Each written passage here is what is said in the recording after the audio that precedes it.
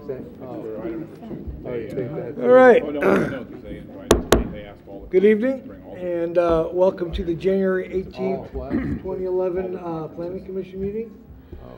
All right, roll call, please. Commissioner Smoot. Here. Commissioner Marshall. Here. Vice Chair Peterson. Here. Chair Chase. Here. Commissioner Biasotti. Here. And Commissioner Johnson. Here. Commissioner Mishra should be on his way shortly. Great, thanks, Aaron. Commissioner Biasotti, would you lead us in the pledge? Of course. I pledge allegiance To the flag of the United States of America, to the republic for which it stands, one nation, under God, indivisible, with liberty and justice for all. Thank you. Pleasure. As always. Okay, the next item would be, well, we have to get some action on the approval for minutes of December 16th, 2010. Perfect. Through the chair, Commissioner Peterson. I move the minutes be approved. Motion. Second. All right, motion and second. All those in favor signify by saying aye. Aye. Aye. Those opposed, are none. Very good, so those pass. Communications? Just our usual that you could see, the people at home could find the whole agenda packet, including all the staff reports, attachments, plans, agenda at sanbruno.ca.gov in the community development section. Thank you, Aaron. Okay, at this time, I'm going to open up the public comment for anybody who wishes to speak on an item that is not on the agenda. Only for those who are, something that's not on the agenda. Anybody? Nope. Okay, well, we will close that and move on. Any conflicts of interest? Through the chair. Commissioner Smoot. Yeah, I'll need to recuse myself on item 5B. Okay.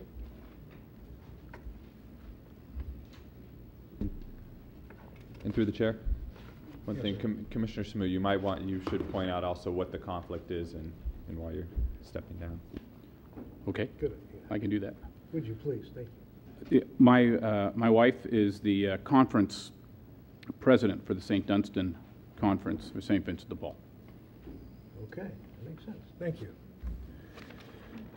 I guess that would be it, huh? Okay, excuse me. So, let's go right into it.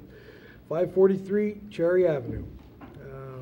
This is a request for a use permit to allow an addition which would increase the gross floor area by greater than 50% and would exceed 1,825 square feet of living area with a one-car garage per sections 12-230-B1 and 12-280-A2 of the San Bruno Municipal Code. Bless you. Staff report, please. Thank you and good evening. This application is for a use permit for an addition to a single-family house that's located at 543 Cherry. It's a standard size lot of 5,000 square feet with an existing house of 1,270 square feet of living area and a 190 square foot one-car garage. You may recall this property because in 2005, the property owner applied for a minor modification for a rear addition with a non-conforming side setback. So that was an addition to the right-hand side of the property, and it incorporated an accessory structure, so it was actually a very small net addition at that time. The current project includes a 665 square foot rear addition on the left side of the property. So it would extend the house to go back so that it would be even to the 2005 addition and form kind of a rectangle there across the back and even it out. There's also a proposed improvement to the front of the house. The garage currently has a flat roof with a small sloped section.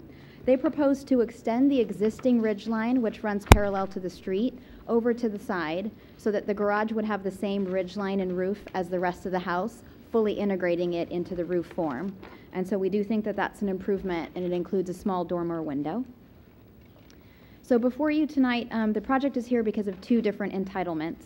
When we add up both of the additions, the one done in 2005 and the one proposed tonight, it's a 51% expansion, where, as you know, 50% is the threshold for requiring a use permit.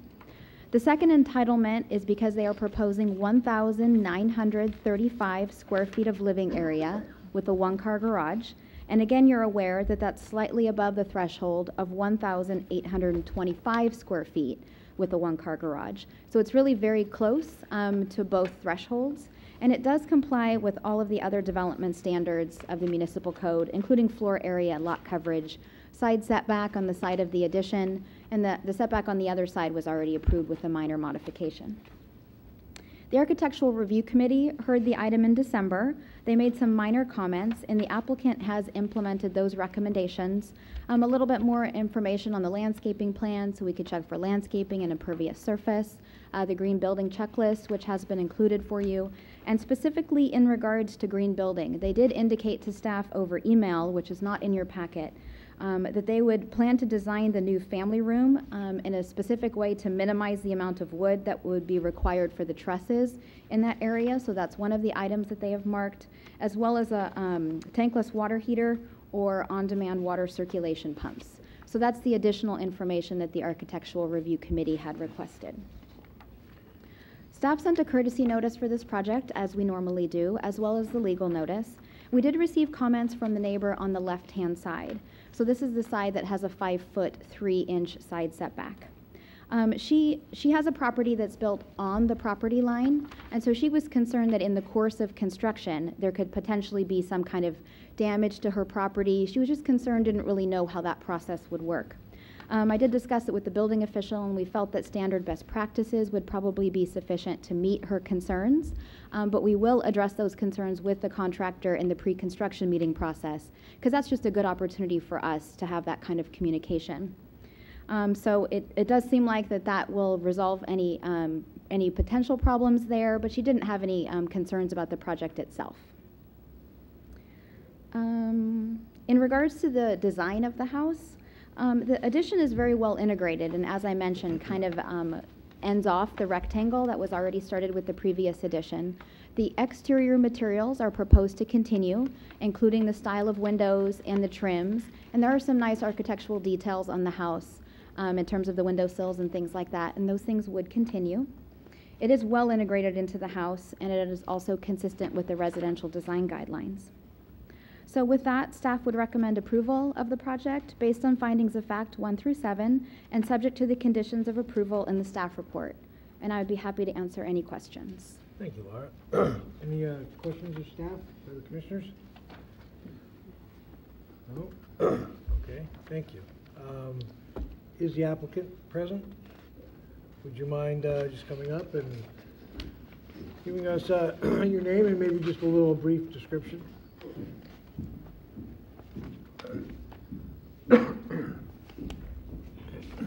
Good evening. My name is Chris Holm. I'm here with my wife, Kathy. And the 543 Cherry Avenue is our home. And we're kind of busted at the seams, so we need to kind of expand a little bit. We've tried to keep the project somewhat simple and, adhere to all the guidelines, the local guidelines, San Bruno guidelines. And we're just trying to make things as easy and conforming as possible. But if you have any questions, I'm here to answer. Okay, thank you. Just a quick question, not a big deal. You're saying all the windows and everything are going to match. On the dormer window, is it going to match the front windows, or is it wood? Is it going to be vinyl? Or? Well, there was some design guidelines, or I actually went through the list inside the design guidelines of books that the guidelines were taken from. And my architect and myself actually went and got the books. And the window, we actually went through and got the proportions that were recommended for a window right out of those books. And I believe that the window in the dormer, I think, and I could be a little off because I don't have the actual book in front of me. I believe is spec to be, I think, 2/3 the size of the front windows is, I think, how it's actually spec'd inside the guidelines. I'm sorry, not out of the size of it, I understand. I mean the material. Oh, the material? Because your front windows are wood now, right? Yeah, they're wood right now. They're painted green. Whatever the current most efficient window I can possibly put in there. Because that dormer, is that just for attic storage? Yes, absolutely. Okay, are you going to have a window covering on the dormer window? Window covering? Yeah, I've seen some dormer windows where inside you see cobwebs in storage boxes. Oh, yes, yeah. Well, I want the house to look pretty. Right, I understand. No, So, so do I. if that'll make it more pleasing You to might the want eye. to think about something like that, because some people forget that their attic's up there, and, Right. I see what you're saying, but yeah, absolutely. okay, thank you. Any other questions of the applicant? No? Okay, thank you very much. Thank you. So at this time, I'd like to open it up to public comment. Anybody from the public wishing to speak on this particular item, now would be your chance to go up there to the mic and speak your mind. Okay, I don't see anybody, so we will close that portion and we'll bring it back to the commission here for discussion, action. Through the chair, Commissioner Marshall?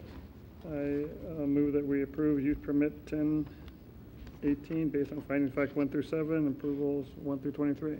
Second. Okay, we have a motion and a second. All those in favor signify by saying aye. Aye. Those opposed? Fair enough. All right, congratulations. There is a 10-day appeal period, so, but it's all good. Thank you. Okay, this would be 5B, and there goes Commissioner Smith.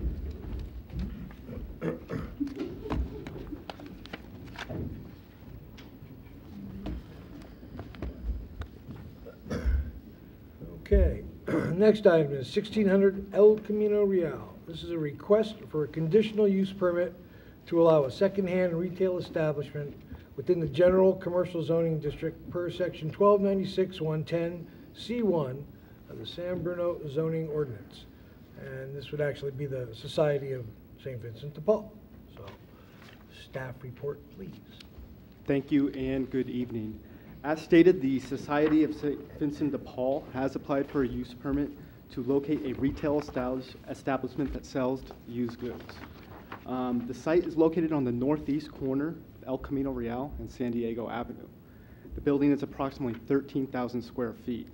A furniture retailer occupied the store, but it has been vacant for the past year. The Society of St. Vincent de Paul is proposing to sell a variety of secondhand goods ranging from furniture, clothing, and everyday household items. Approximately 60% of the first floor area will be dedicated to furniture sales, 15% will be dedicated to clothing sales, and 15% will also be dedicated to household items. The remaining first floor area will be utilized as a sales preparation area. The proposed hours of operation are Monday through Saturday, 10 a.m. to 6 p.m., and Sundays, 11 a.m. to 4 p.m.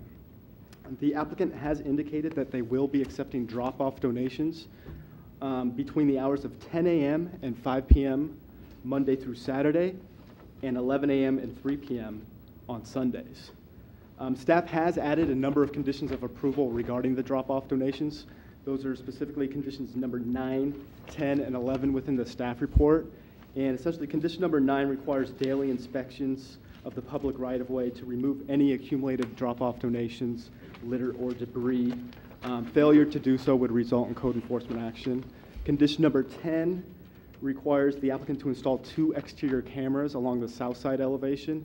And condition of approval number 11 requires the applicant to install signage prohibiting after-hour drop-off donations.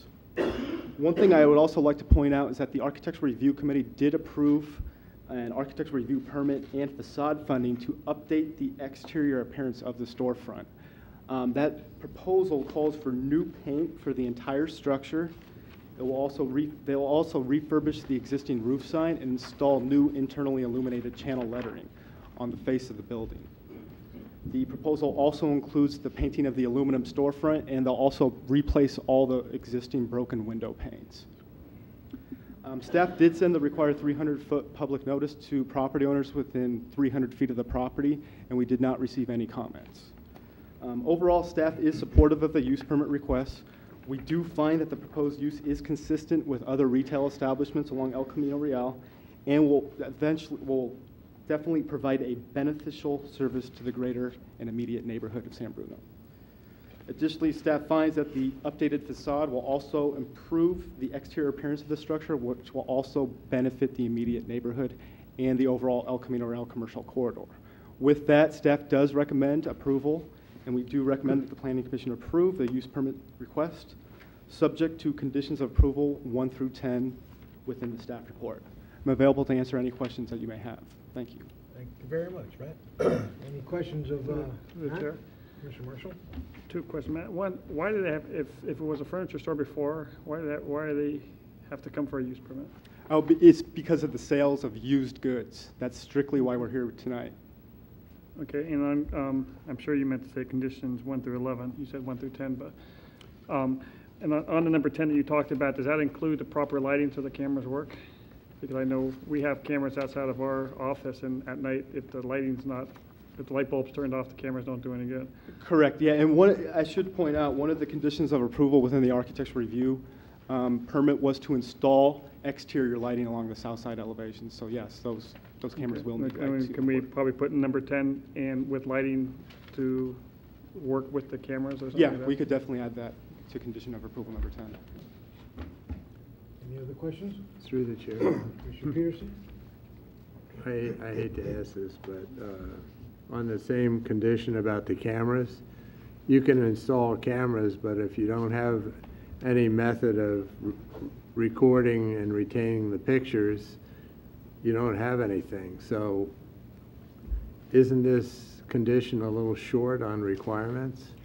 We could definitely add that language that I believe a closed circuit television system be required, and we can coordinate with the police department to determine an appropriate system as well. Okay, So we can add that I language to the appreciate that, condition. thank you. It's just, in the past, I mean, the public may not realize it, but in the past, there have been conditions that don't really specify what you expect would happen, and then people don't do anything. And sometimes it's just because they think they're doing what you ask them to do, but it's not clear. So all I'm saying is I appreciate your clarifying it. Correct. Thank you. Any other questions of staff? No? Thanks, Matt. Okay, at this time, would somebody from the St. Vincent de Paul Society like to step up there and give us a brief overview, if you would, please? Between used retail and regular retail. Good evening, Commissioners. We just want to thank you for this opportunity to present to you what we think is a very exciting undertaking for the Society of St. Vincent de Paul and hopefully for the residents of San Bruno. In these very tough economic times, it's difficult often for St. Vincent de Paul to be able to continue to serve the needs of those that are impacted, the working poor primarily in this area. We've been blessed for many years to have St. Robert's and St. Bruno's conferences in the two Catholic parishes here able to do home visits and to serve and to allow those that have not necessarily the income to purchase items to be vouchered in our stores. We're represented tonight by many of the Vincentians from throughout the county, including 3 board members and members of our store committee who have experience in running stores throughout the whole county. It's very, I think, important for us to thank you up front for this opportunity to come to San Bruno. And so we're very appreciative of a favourable consideration of this application. I'm not sure if you have any other specific questions, but the stores undertake a lot of our mission and throughout the county. Employment, recycling, the vouchering, and what we like to call treasures or gently used items that are available to the paying public that enable us to offer these options for redemption for our voucher folks. So unless you've got any questions, this is our Store Operations Manager, Oscar Perez, and my name is Lorraine Moriarty, and I'm the Executive Director of St. Vincent de Paul. Thank you. Okay, any questions of kind folks from St. Vincent de Paul? Through the chair, Commissioner Mary Johnson? I want to just check with you. I know that I had the opportunity to meet you at the architectural review, but if you can speak to the drop-off, that's an area that I want to be sure that it's noted and the public gets to hear about the drop-off and pick-up. As you know, that it's very common to, when people want to donate, they want to take it directly, but if it's after hours, it certainly can be a place where it's, that particular area doesn't have a lot of space and you don't have a huge area for drop-off. And so I'd like if you can please provide us an overview of what that system looks like. Yes, and I will defer to Oscar Perez, our Store Operations Manager, to share with you how we handle it elsewhere. Yes, as far as the drop-offs, I mean, we have a fleet of trucks that goes around also, and if the store were to get an unusually large amount of drop-offs, normally it all gets sorted and it gets put right back into the store immediately. we have staff that sort through everything, but if for some reason we wind up too much, we transfer it over to our other stores. You know, so there's never a buildup of anything, you know. And as far as I know, one of the questions that was brought up earlier too was about like drop off after hours. Yes. That happens. You know, that's one of the reasons for the security cameras and the lighting that we're going to be putting out there to try to discourage them. We're also going to put up signage out there discouraging that. But if it does happen, the staff are directed every morning, as at all our stores, to bring everything inside immediately. One of the first things that they do in the morning when they come in. And then we have a truck that goes around every other day to pick up everything that is not usable, and they haul it away. Okay. Thank you for answering that. You're welcome. Through the chair. Commissioner Peterson.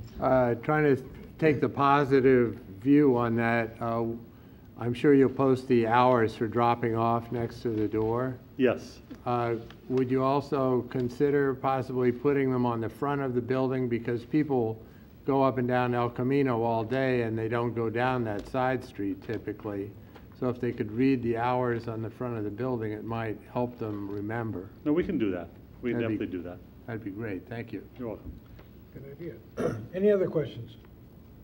No? Okay, thank you very much. Thank you. Excuse me. Okay, at this time, I'll open it up to the public. Anybody from the public wishing to speak on this particular item, step up to the microphone. And seeing none, we'll close it and bring it back to the commissioners for discussion, action. Through the chair. Commissioner Peterson.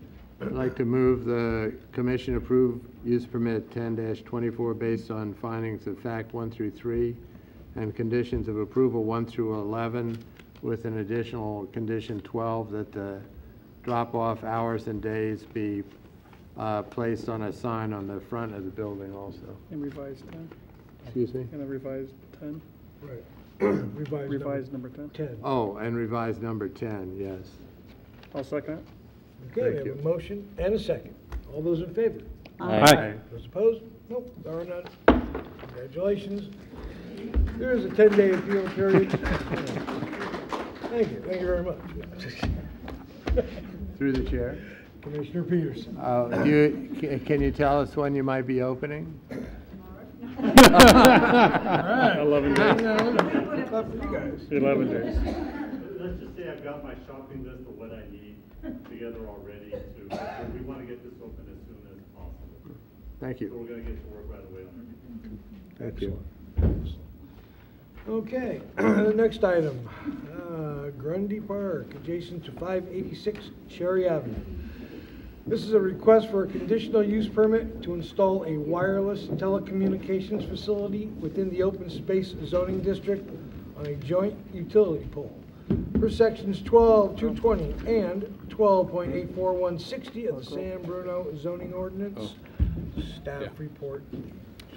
Thank you. As stated, the applicant has applied for a use permit to install a telecommunications facility within the open space zoning district. The site itself is located at Grundy Park, adjacent to 586 Cherry Avenue. The applicant is proposing to expand the existing utility pole on site and will install 3 antennas on top of that pole. Those antennas will be enclosed by a radome, which will protect the antennas and will screen them from the public right-of-way. The associated equipment cabinets will be located on the north side of the existing restroom and will be ground mounted. They'll be screened by a 6-foot-high wood fence with 2 feet of lattice. One thing that is important to note that this essentially is a replacement project for 1439 Park Avenue.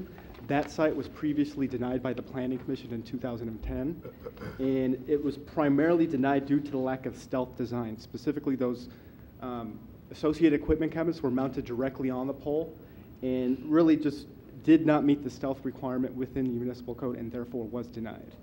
The proposal before us tonight actually differs from that denied application by actually ground mounting that equipment cabinets on the north side of the restroom.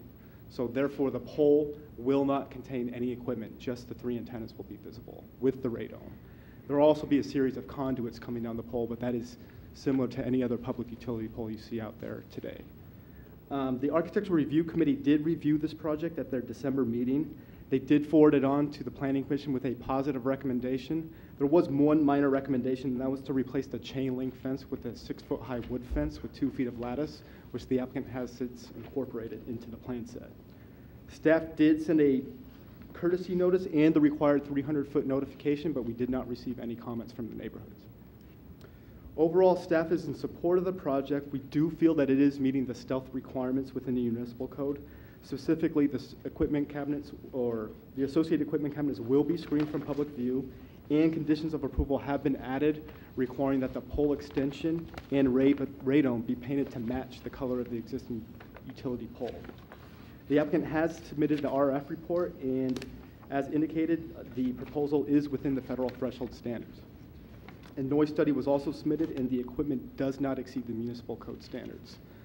Staff recommends that the Planning Commission approve this use permit application subject to findings of fact 1 through 6 and conditions of approval 1 through 15 within the staff report.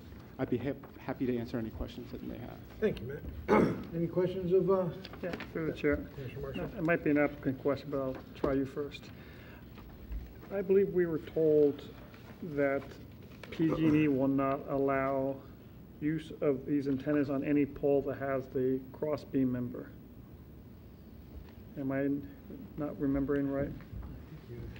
We tried to spot, I don't remember if it was T-Mobile or one of the other applicants, when we were looking at alternative sites, we were told that PG&E does not allow any antennas above, and they had a word for the cross member, any pole with a, because it could not be climbed to maintain. I would defer to the applicant Okay. to further address that question. Thank you.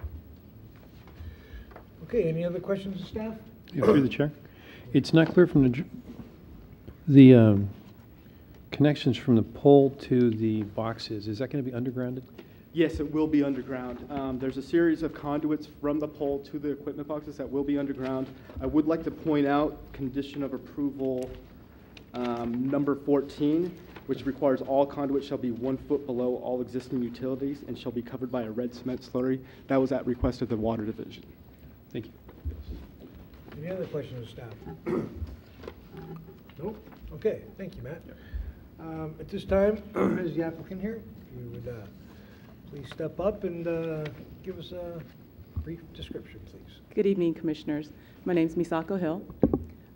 I represent T-Mobile, located at 1855 Gateway Boulevard in Concord, California.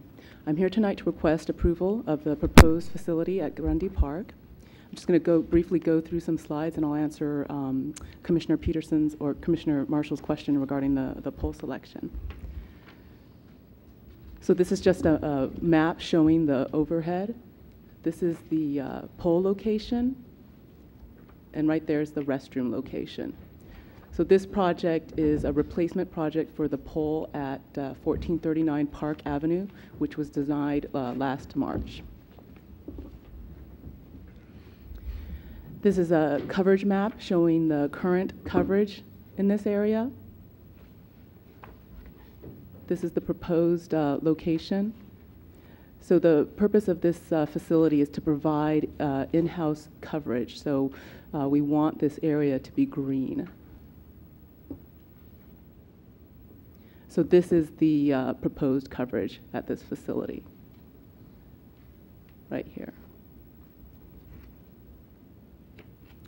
So this is the proposed pole that we selected. It meets all of PG&E's pole selection criteria. The cross arm issue is when there is another set of cross arms so that it's an X. So when there's double cross arms, that is the difficulty because of climbing space issues. This site was a little easier because we don't have the restrictions of equipment on the pole. Originally, we could not use this pole because there was a riser on it, but since we are not installing any of the associated equipment on the pole, this pole worked for just the antennas on the top.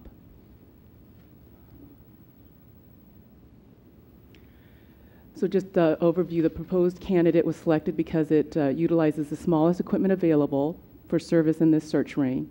The proposed antennas will be installed on top of the pole, and I'm sorry, the pole height, the top is going to be 44 feet 9 inches, not 46.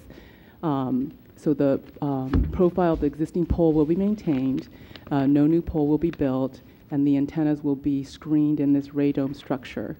The associated equipment will be located on the ground adjacent to the restroom facility screened with an 8-foot-high wood fence with lattice top, and painted to match the building, the color of the restroom building. And there'll also be a security cover located over the equipment enclosure for safety. So I'm joined tonight by Holly Kirkpatrick, which is T-Mobile's construction manager, Amr Karaba, T-Mobile's RF engineer, and Bill Hammett with Hammett and Edison, and he can answer questions regarding the EMF report or the noise study. And I'm happy to answer any questions that you or staff may have. Thank you very much. Any questions? Through the chair. Commissioner Peterson. I don't have a requirement in mind, but noticing this observation, the area of your equipment is going to be not readily visible from the street. You will be able to see it if you concentrate on it, but what I'm getting at is it's potentially a vandalism target, and I don't really want to put it in as a condition of approval, but I'd suggest you look carefully at potential vandalism subjects there. And I'm thinking, will there be an electric meter that's supposed to be available to be read by utility personnel on that facility? Yes. Will that be visible to the public? No, it's going to be within the equipment enclosure building. Okay, smart. So how's the meter going to get read? Oh, smart meter. Yeah. Oh, bueno. Okay. Thank you. Just, I'm just thinking with all the problems you can have from vandals, it's best if they can't see any equipment. Yeah, no equipment will be visible. Thank you very much. We don't have vandals in San Bruno. Excuse me, I'm sorry. Through the chair. Commissioner Salute. That's a good point, Perry. I think, though, at ARC Review, we talked about like a chain link Yes. cover for this, right? Yeah. That's there? It'll be, yeah, it's not visible. It's above the equipment behind the fencing. Okay. Aaron, did you have a?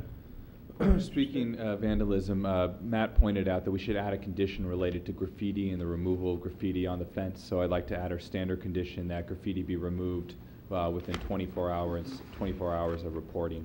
I'd also like to add that condition that they explore any anti-graffiti type coatings that they could put on the fence to prevent it in the future, to make it come off easier. Through the chair, I was even thinking maybe the vinyl fencing instead of a wood fencing. You know, like the PVC fencing that looks the same as the material as that. Maybe you guys know of any of that stuff that you put on your stuff. I'm just thinking wood fencing. If you got to paint that a couple times, it looks like an old wooden fence around a bathroom now. Yeah. Probably go for the vinyl look, but it'll look like wood. Whatever, be better for you anyway.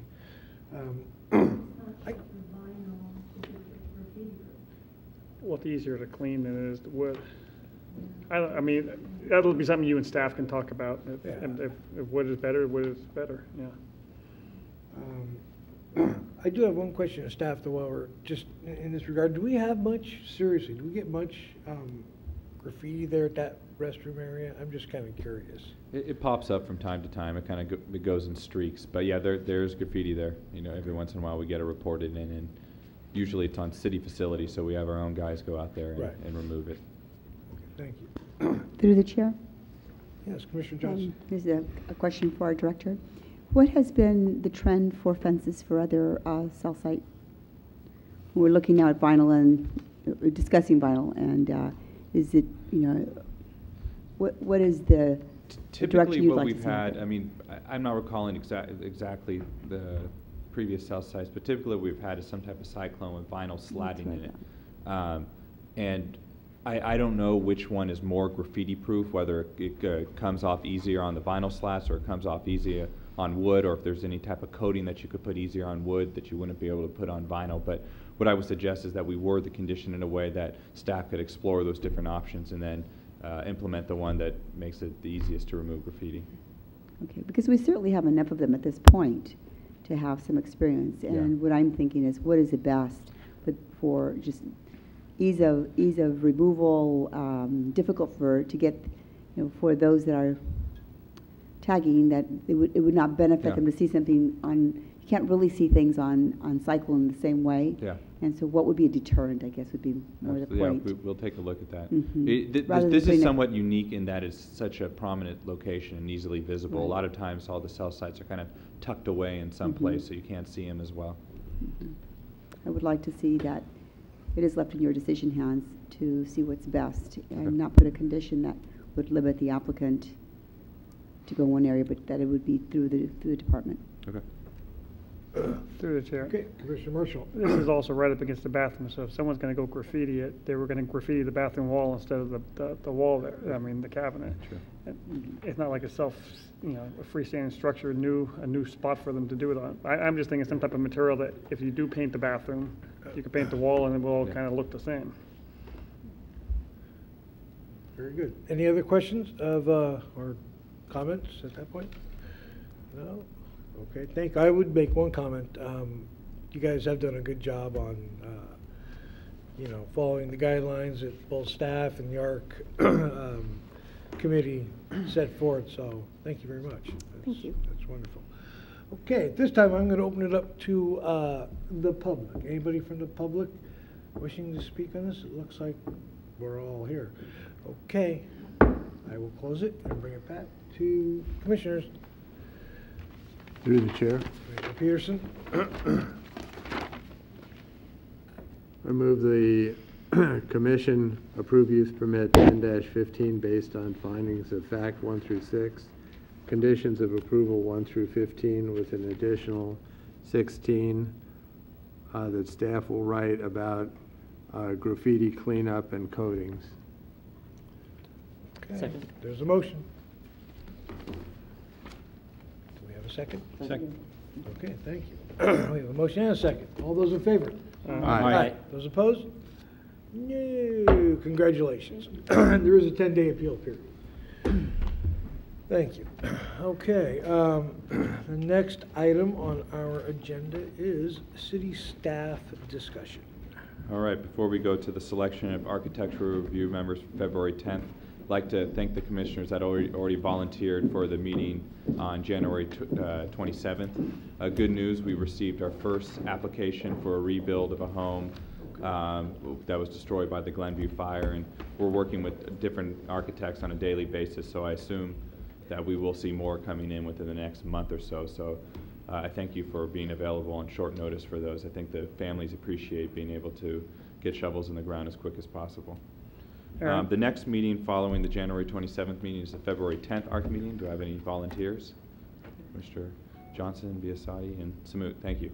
Aaron, on these not new ARC reviews, but the added on ARC reviews, I mean, we only have one item, I think, on it, or two of them.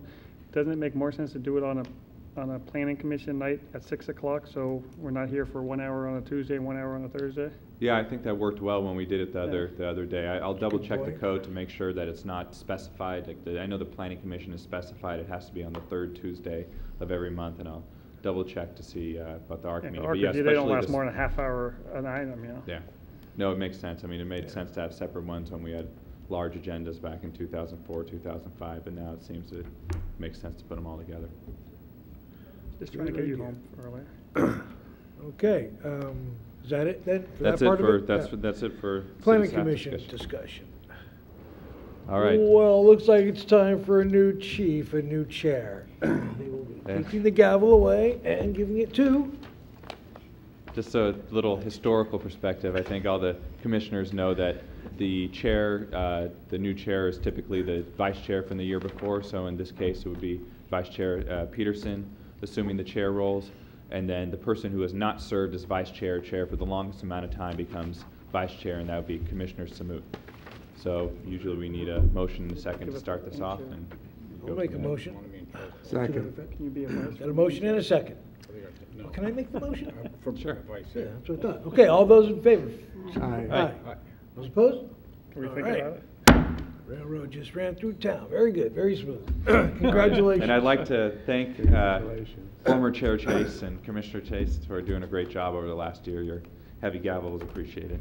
And I do enjoy it, but seriously though, I know next year's gonna be tough, so, we're in good hands with Perry, so, way to go.